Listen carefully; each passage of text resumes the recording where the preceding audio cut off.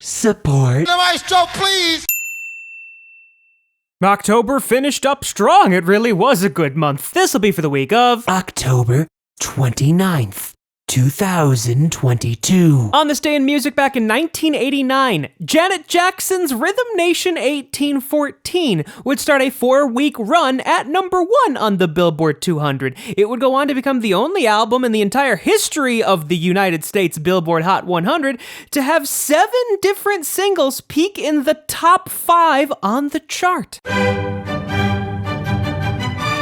Max Richter's Sleep got back to number 1. I guess we're all pretty tired. Don't mean a thing if it ain't got that swing. I actually find it quite fitting that It's the Great Pumpkin Charlie Brown is at number 5, considering we're October. But at number 2, of course, is Charlie Brown's Christmas. Singing. I love rock and roll. And I love her mom, but it's the season of the sticks, and I saw your mom, she forgot. Studio album number 3 for Noah Kahan, and I guess third time's the charm. Despite the fact that his first 2 albums did not chart on the rock charts at all, now we have this at number 5, not to mention it got to number 14 on the Billboard 200. She was part of the Air Force, I was part of the band. I always used to burst into my hand.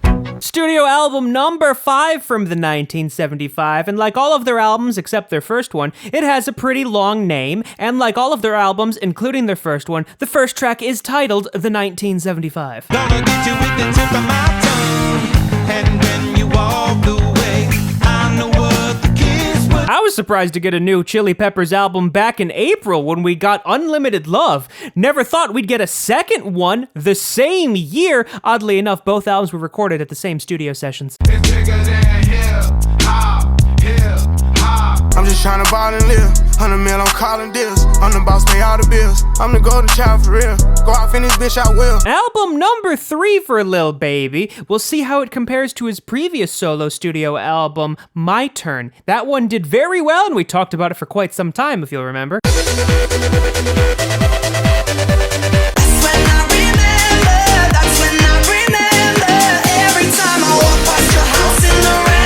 Debut studio album from Becky Hill. This actually came out last year, but now it's seeing a resurgence and getting even higher thanks to its digital deluxe edition that came out, including 8 more tracks over 2 digital deluxe discs. And now I need some help from the maestro, please!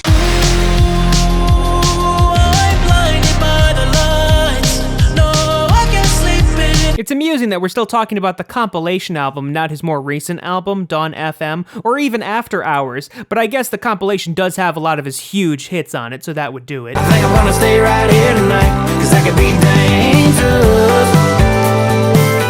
Cause I could be dangerous. As for Sunday, it's unclear exactly where Morgan went, but we do know he made at least one stop at Luke Bryan's restaurant, 32 Bridge, where he jumped on stage for a quick performance. Gonna get you with the tip of my tongue, and when you walk away, I know what the kiss was. I do say I'm surprised that they came out with 2 new albums in 1 year, but considering that a lot of this was done during lockdown because of the COVID-19 pandemic, what else do you have to do besides sit around and write a bunch of music? Y ahora toca un verano sin ti, la estoy pasando bien, no te voy. I can only imagine at this point this is going to get a bunch of nominations at next year's Grammys. I'm just trying to ball and live. 100 mil, I'm calling deals. I'm the boss, pay all the bills. I'm the golden child for real.